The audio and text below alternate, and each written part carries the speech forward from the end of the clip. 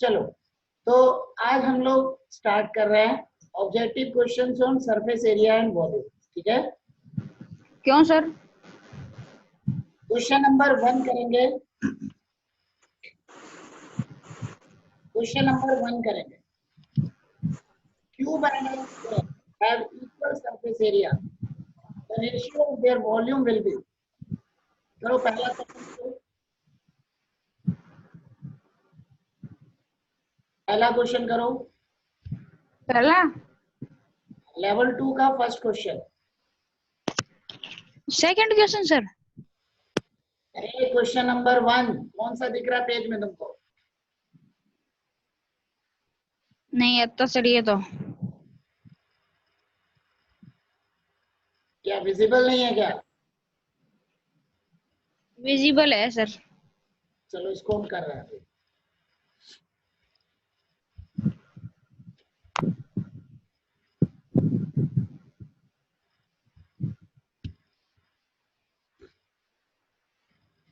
Cube and sphere have equal surface areas.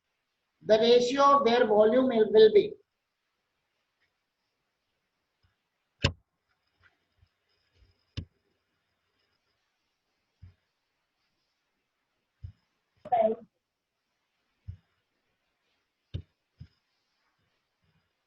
तो हमारे पास क्या बनेगा? क्यूब और यहाँ पर हमारे पास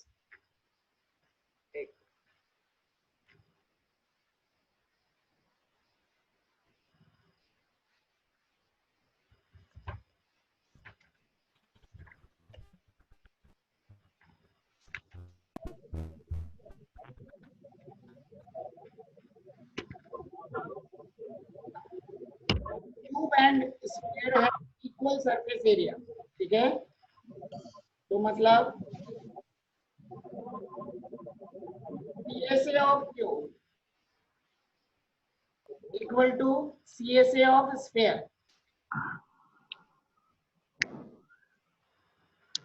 सी आंसर आएगा सर इसका।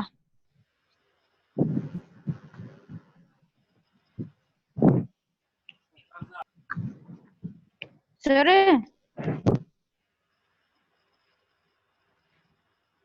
CSA of cube equal to CSA of sphere.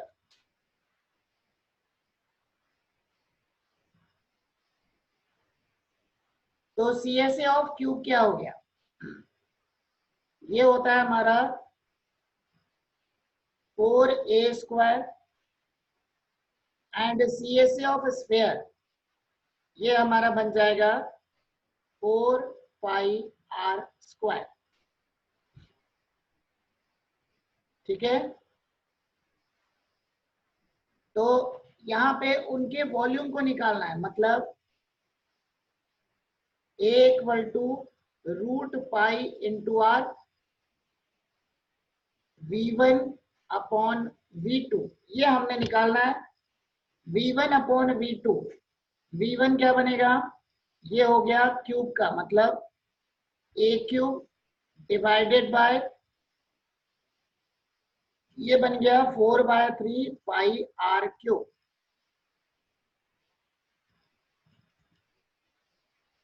A³ मतलब हमारे पास बना पाई की पावर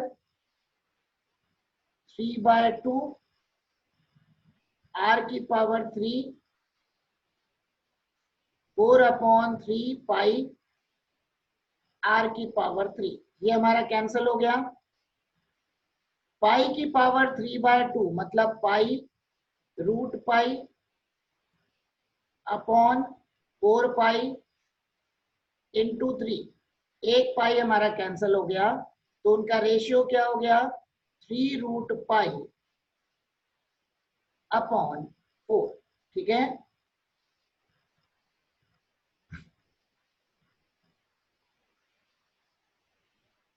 क्यूब का हो गया। एक मिनट, इक्वल सरफेस एरिया तो CSA ऑफ स्फीयर होता है 4πr²। और यहाँ पे हमारे पास क्या बन गया?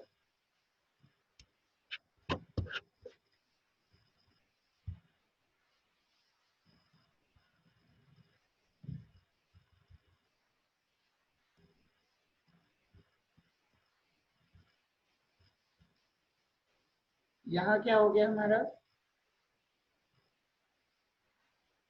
ए square equal to root pi r, a cube बनेगा v1 upon v2 4/3 pi r cube. तो रूट पाई तो हमारा रह गया और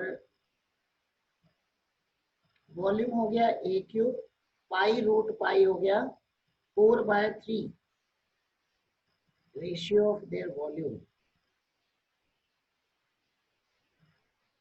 तो 4/3 पाई आर क्यूब ही तो होता है।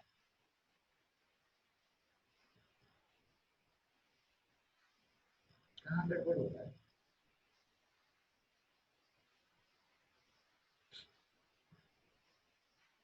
आंसर क्या दिया है इसका?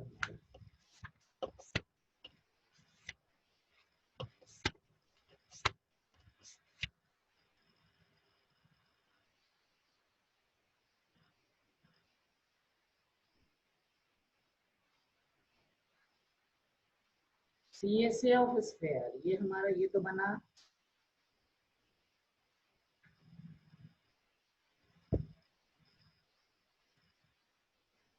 अच्छा सॉरी, यहाँ पे टोटल सरफेस एरिया लेना होगा, एक मिनट, इसलिए थोड़ा हमसे गड़बड़ हुआ था। मैंने CSA ले लिया, यहाँ पर पूरा TSA लेना था, मतलब इक्वल सरफेस एरिया, मतलब TSA है, ठीक है। तो TSA of cube equal to TSA of sphere 6A square equal to TSA of sphere, ये हमारा क्या बनता है 4 पाई आर स्क्वायर, ठीक है। हाँ, तो ये हमारा बन गया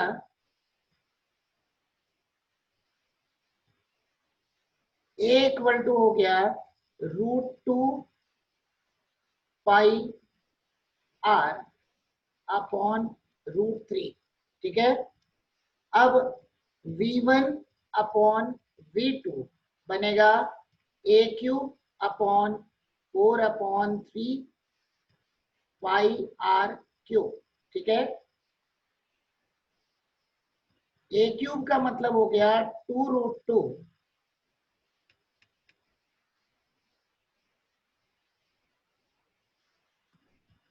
2√2 pi root pi r cube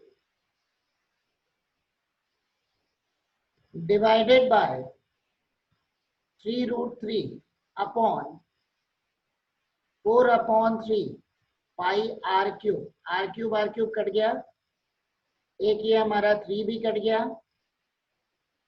ये 2 भी कट गया और एक पाई भी कट गया हमारा, ठीक है। तो हमारे पास क्या बना 4 हो गया, ठीक है। 2√2 और क्या बन रहा है हमारा ए क्यूब हो गया हमारा r cube pi root pi r cube upon 3√3, उसका क्यूब हो गया। दूसरा बना 4/3 पाई आर क्यूब कट गया, पाई कट गया, 2 2 सा 4 हो गया हमारा, 3 बन गया। कहाँ गड़बड़ हो रहा है?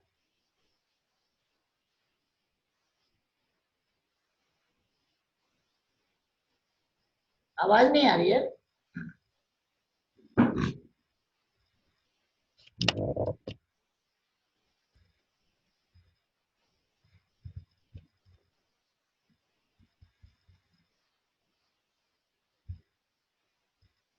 हाँ, ए क्यूब हमारा बन गया, यहाँ बन गया 2√2 pi root pi r cube, यहाँ पर इसका क्यूब करेंगे तो बनेगा 3√3, ठीक है। नेक्स्ट हो गया हमारे पास, अच्छा एक √2 और कट जाएगा, ठीक है। तो हमारे पास ओवरऑल क्या बन गया, ये √2 से काटोगे तो यहाँ बन गया √2, तो मतलब हमारे पास हो गया रूट पाई, यहाँ पे हमारे पास हो गया √पाई अपॉन √6, ये नीचे आ गया,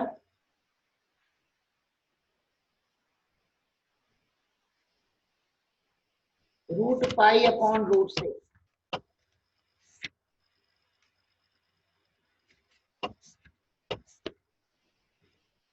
ठीक है, तुम लोग का सी आंसर आ रहा था, सी नहीं होगा, √π/√6।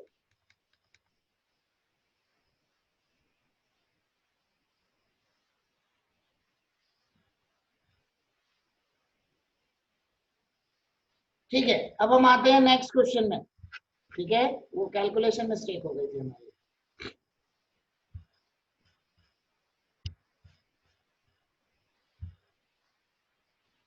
अगला question, a cone, hemisphere and cylinder stand on equal basis. ठीक है, ratio of their respective volume is, करो जरा।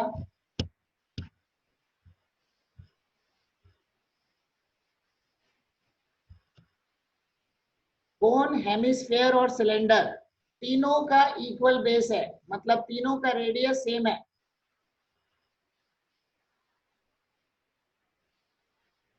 तो उनके वॉल्यूम का रेशियो निकालो।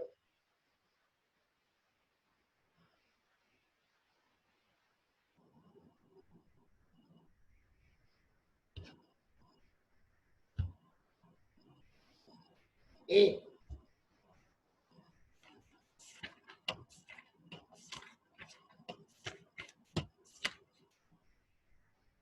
हाँ ठीक है,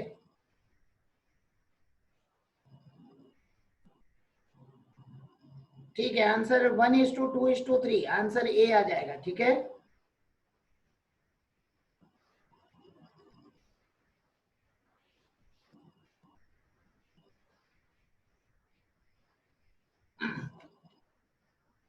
ठीक है, ये सभी का हो गया करीब करीब।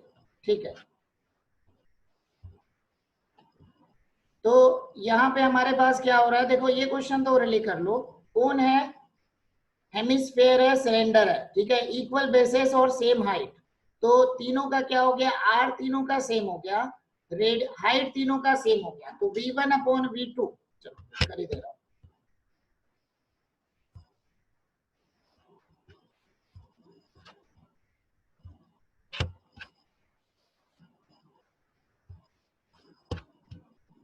तो V1 हो गया कोण का,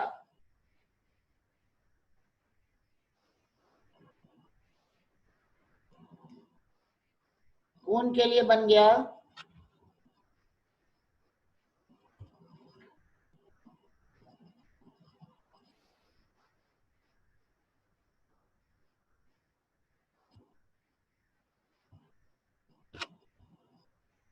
तो V1 कोण का हमारा बन जाएगा, H तो तीनों का सेम है और रेडियस भी तीनों का सेम है, तो इसका वॉल्यूम हो गया 1/3πr² इंटू H।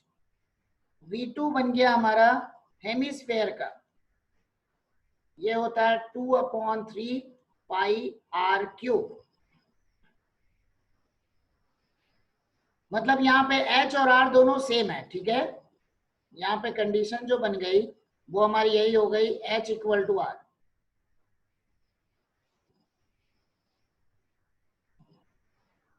V3 हमारा हो गया सिलेंडर का 1, ये बनेगा πr² इंटू R। तो तीनों का रेशियो लोगे V1/V2/V3, ये हमारा बन जाएगा 1:2:3, क्योंकि πr³ तीनों में कट गया हमारा, तो हमारे पास क्या बना 1:2, और ये जो 3 होगा ये इधर आ जाएगा, V1:V2:V3, 1:2:3। ठीक है, चलो अब हम आते हैं नेक्स्ट क्वेश्चन में।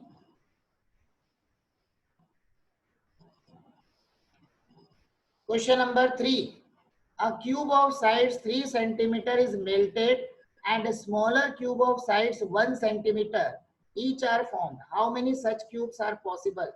ये आसान है, करो जल्दी से।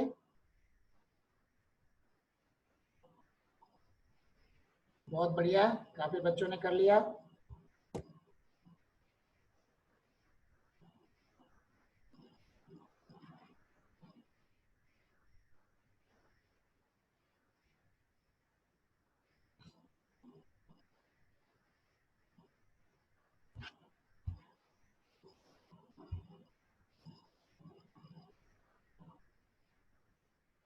27, सबके 27 आ रहे हैं, ठीक है।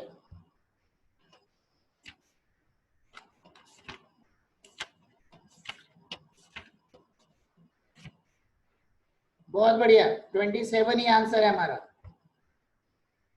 नेक्स्ट आ जाओ, ठीक है, इसको मैं नहीं बताऊंगा। क्वेश्चन नंबर 4,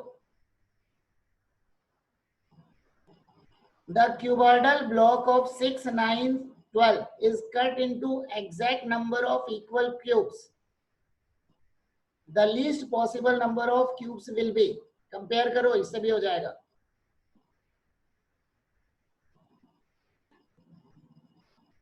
क्वेश्चन नंबर 4, 24, मैं आंसर चेक कर रहा हूं।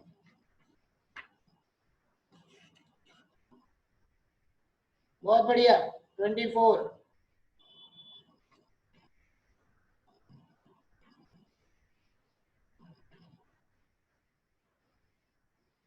बस करना क्या है, पहले वाले का वॉल्यूम और दूसरे वाले के वॉल्यूम को कंपेयर करने के लिए, मतलब नंबर ऑफ क्यूब्स अगर हमने निकालना है, ठीक है, नंबर ऑफ क्यूब्स निकालना है, तो पहले वाले वॉल्यूम को दूसरे वाले वॉल्यूम से डिवाइड कर दोगे तो नंबर ऑफ क्यूब्स हो जाएगा, ठीक है।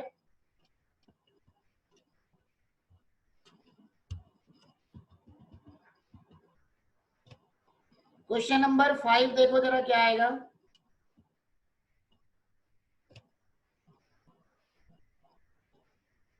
If the cone is cut along its axis from the middle, the new shape we obtained after opening the paper is,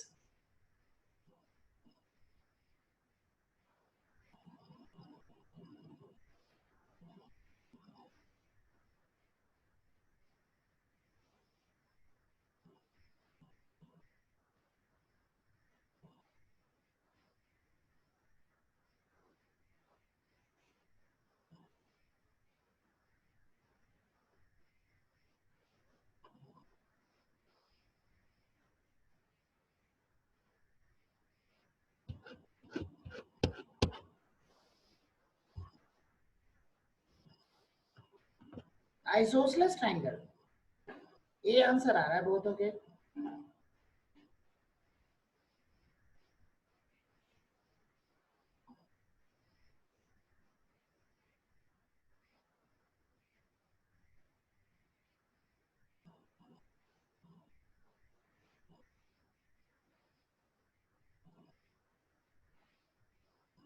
answer क्या दिया है,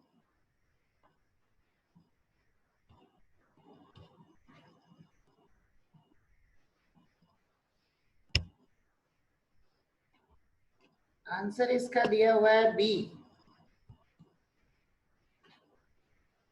डायग्राम बना के देखते हैं।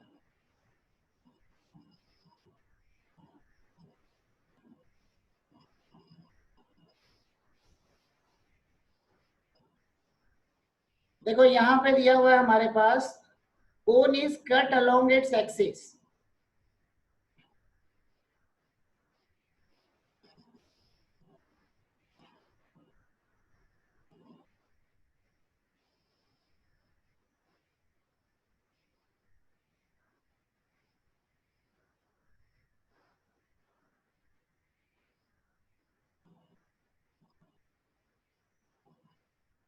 ये कौन है हमारे पास, ठीक है।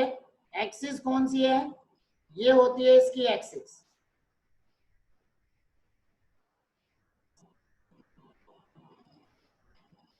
ठीक है। अब अगर मान लो इसको मैंने कट किया, बात समझो जरा, ये है हमारे पास कोन, इसको अगर मैं कट करूंगा,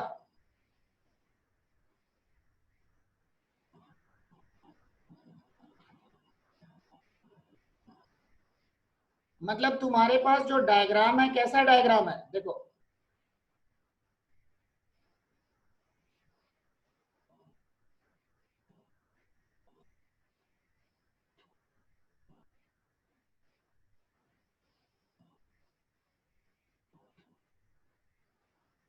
यहाँ पर एक्सिस के विथ रिस्पेक्ट टू कट कर रहा है। एक्सिस मतलब ये जो हाइट होता है ये होता है एक्सिस, ये मैंने जो पेपर का जो डिस्कशन था उसमें मैंने बताया था, ठीक है।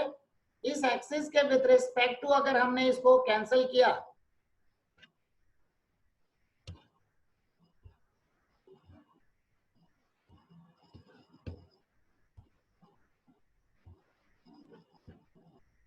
मैंने तुम लोग को अनम्यूट करने का ऑप्शन दे दिया है, तुम लोग इसमें पूछ सकते हो कुछ।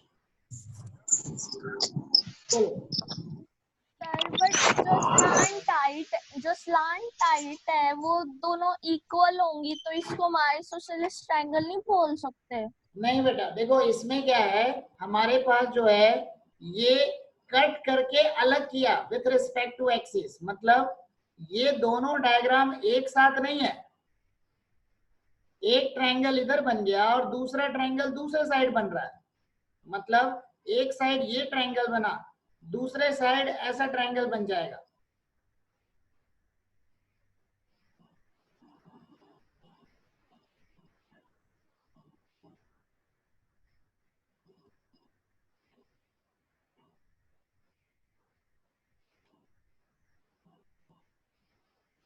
मतलब दो ट्रायंगल बन रहे हैं यहाँ पे, ये हुआ, एक साइड से एक ट्रायंगल बनेगा, एक साइड से ये हो गया एक ट्रायंगल, ये हो गया दूसरा ट्रायंगल। मतलब तुम एक कोन बनाओ और कोन वाले पेज को अलग कर दो, ठीक है। एक कोन बनाया, कोन वाले पेज को अलग किया, अलग करने के बाद में वही लिख रहा है ना, if the cone is cut along its axis, axis कौन सी है, ये इसकी एक्सिस है, कोन is cut along its axis, then the new shape we obtained after opening the paper, मतलब तुम्हारे पास कौन है, फोल्ड करके रखे हैं, बीच में हमारे पास हाइट है, उसको फोल्ड किया, ओपन करने के बाद हमारे पास कैसा डायग्राम बनेगा, तो हमारे पास क्या हो जाएगा, दो राइट एंगल ट्रायंगल बनेंगे, एक साइड से एक राइट एंगल ट्रायंगल, दूसरे साइड से दूसरा राइट एंगल ट्रायंगल। तुम लोग क्या अज्यूम कर रहे हो कि ये एक ट्रायंगल और ये दूसरा ट्रायंगल ये एक साथ आ रहा है, तुम लोग इस जो साइड है और इस साइड दोनों को कंबाइन कर रहे हो, दोनों को कंबाइन कर रहे हो, इसलिए तुम लोग को ऐसा लग रहा है कि आइसोसेलेस ट्रायंगल बनेगा, जबकि वो वहां पे कंबाइन नहीं हो रहा है।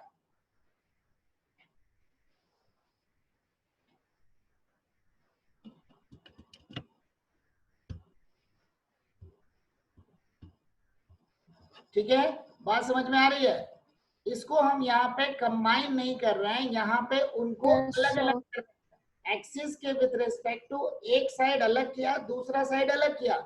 अगर एक साथ जुड़ा हुआ रहेगा तो जाके हमारा वो बनेगा आइसोसेलेस ट्रायंगल, मतलब एक ये साइड इधर सेम है, दूसरा ये साइड सेम है, तो दोनों ज्वाइंट हो जाएगा तो आइसोसेलेस ट्रायंगल बनेगा। अदरवाइज एक अलग हो गया, दूसरा अलग हो गया, ये है हाइट, ये है रेडियस, ये भी है हाइट, ये भी है रेडियस, ये बन गया एल, ये बन गया एल। यहाँ पर मैं दोनों ट्रायंगल को कंबाइन नहीं कर रहा हूँ, दोनों ट्रायंगल को अलग अलग ले रहा हूँ, उनको कट कर रहा हूँ, ठीक है। प्रियांशु अनम्यूट करके बोल सकते हो बेटा, कुछ अगर डाउट है तो। हाँ, अब तो मैंने बता दिया ना, अब क्या आंसर दे। तो हम आते हैं अगले क्वेश्चन में।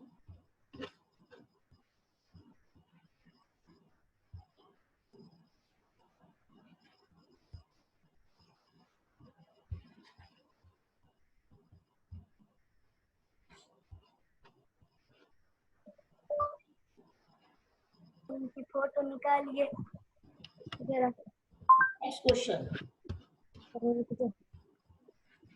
भाई मुझसे कौन कौन जलता है, जरा उनकी फोटो दिखाइए ना।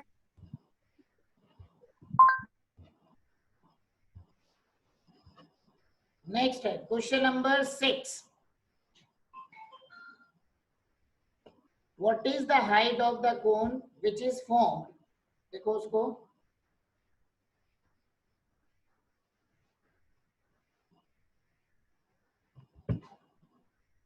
by joining two ends of sector of circle with radius r and angle 60 degree।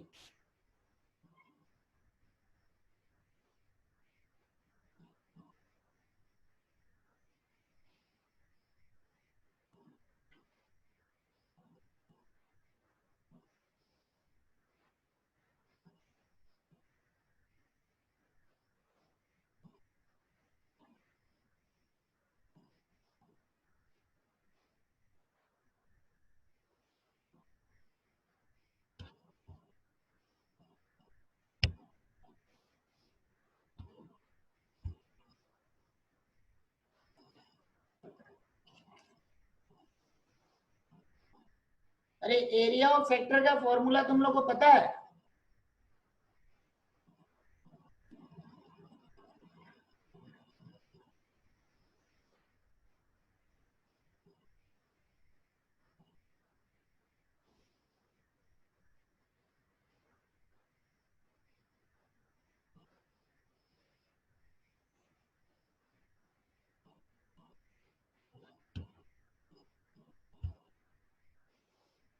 अच्छा ये तो आ रहा है, ठीक है।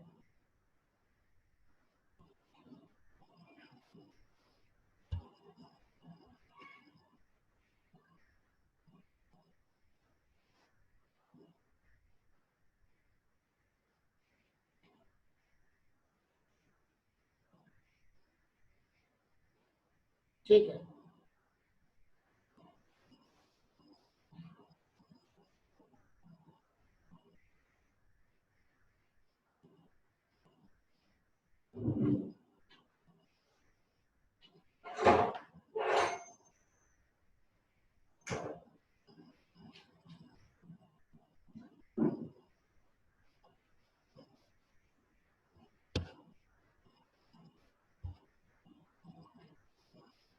चलो फिर ठीक है, कईयों को पता है, कोई प्रॉब्लम नहीं है।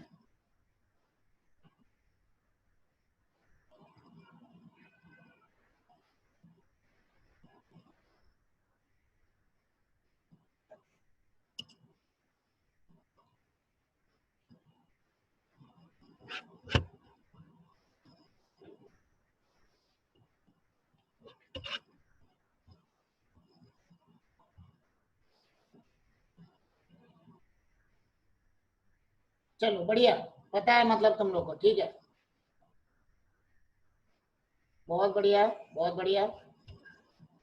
तो यहाँ पे बोल रहा है what is the height of the cone which is formed by joining two ends of sector of circle with radius are.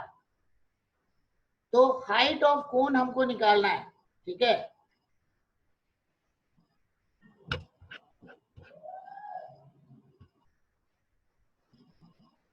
हाँ ठीक है, हाइट ऑफ कोन हमने निकालना है।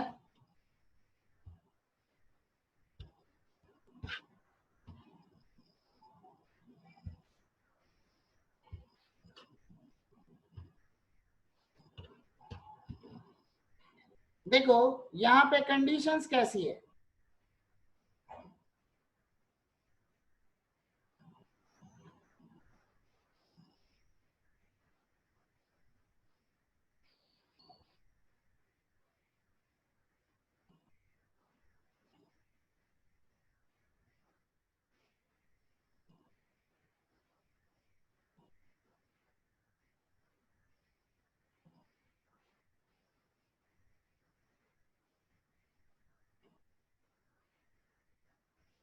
ये हो गया, ये एंगल दिया हुआ है हमारा 60 डिग्री, ठीक है।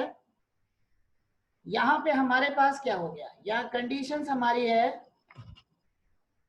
height of cone which is formed by joining two ends of sector of circle with radius r। तो ये हमारा बन गया L। L इक्वल टू क्या होता है, theta upon 360 into 2 pi r। तो हमारे पास हो गया 60 अपॉन 360 इंटू 2 पाई r, ठीक है। तो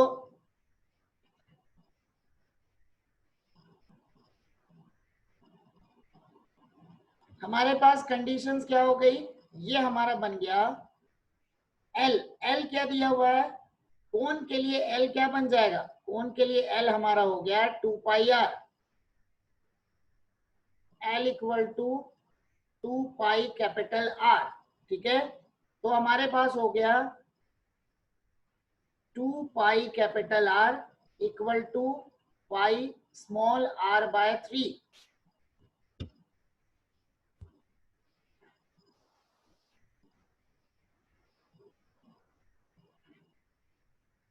हाँ ठीक है, वो हमारे पास हो गया, ठीक है।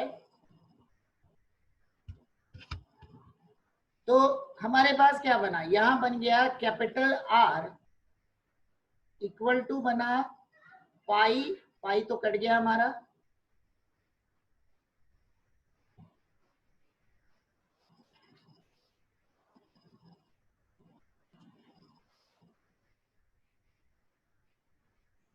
r/6, ठीक है। अब r/6 हो गया एंड स्लैंट हाइट, ठीक है। स्लैंट हाइट हमारा क्या बनेगा, स्लैंट हाइट हमारा बनेगा, क्योंकि यहाँ पे 60 डिग्री है, ये टोटल कितना है, ये हमारा 2r है, तो slant height L equal to क्या बना, L इक्वल टू हमारा हो जाएगा, ये वाला L है, इसको मैं चलो इसको कैपिटल L ले रहा हूं,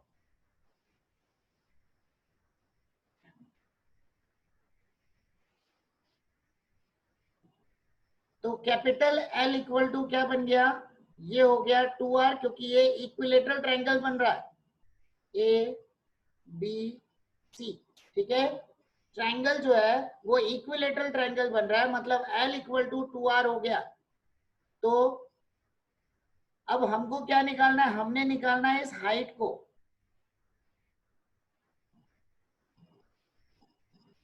h की वैल्यू चाहिए, तो h इक्वल टू बन जाएगा √L² माइनस r², ठीक है। सॉरी, ये स्मॉल r नहीं, हमारा कैपिटल R हो जाएगा।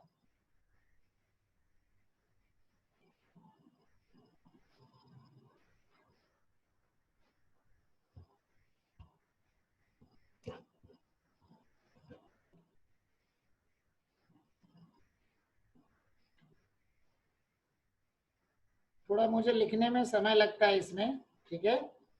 तो L और R सबकी वैल्यू इसमें पुट कर दो, तो हमारे पास क्या बना, L² मतलब 4r², चलो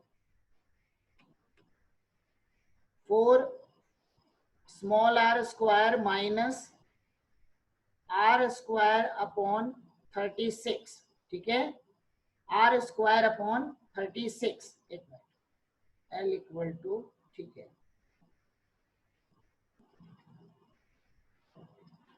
L हो गया हमारा, ये R बन गया, एक मिनट,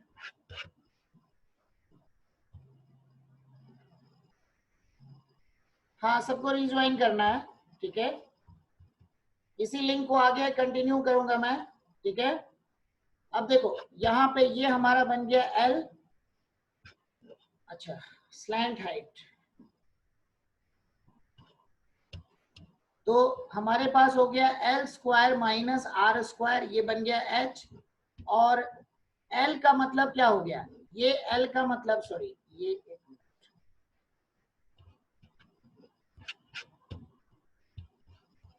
ये लिखने में परेशान हो जाता हूँ बेटा मैं,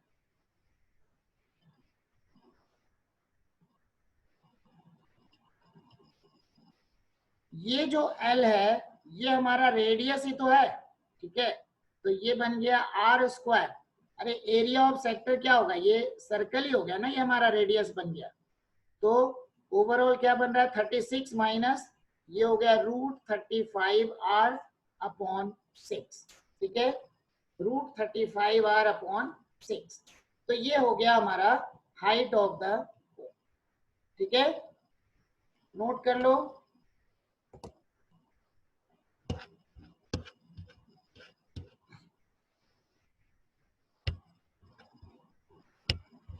नेक्स्ट क्वेश्चन करो।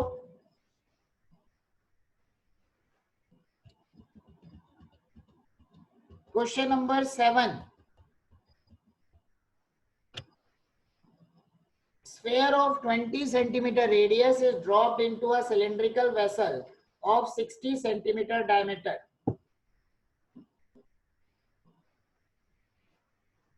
करो, ऐसे क्वेश्चन तो मैंने कई सारे करवाया हुआ है।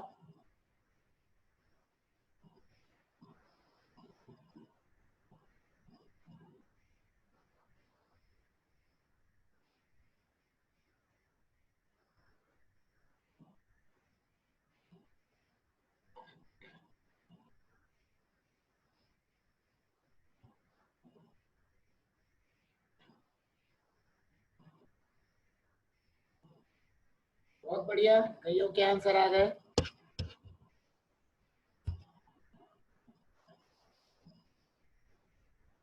ऑप्शन डी 1123 बाय, हाँ बढ़िया, ठीक है।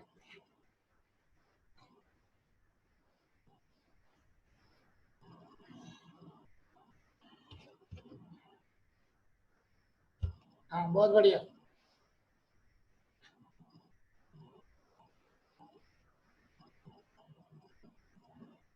बस कंपेयर करना है दोनों के वॉल्यूम को। ठीक है, बढ़िया, सबका हो गया करेक्ट करेक्ट। तो बस हमने करना क्या है, यहाँ पर सिर्फ हमने कंपेयर करना है। ठीक है, कंपेयर करना है दोनों के वॉल्यूम को, मतलब volume of sphere and volume of cone, दोनों के वॉल्यूम को कंपेयर करना है। तो ये हमारा आंसर आ जाएगा। ठीक है, हो गया। चलो अब आ जाओ नेक्स्ट क्वेश्चन में। तो इसको बताने की जरूरत नहीं है, बस सिंपल है, वॉल्यूम ऑफ सिलेंडर और वॉल्यूम ऑफ स्फीयर दोनों को कंपेयर कर लोगे तो आंसर आ जाएगा। ठीक है, अगले क्वेश्चन में आ जाओ।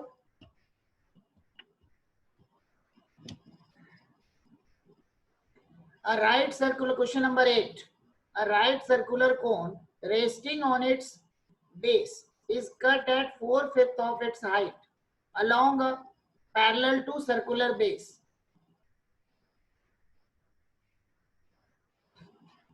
What is the base radius? करो।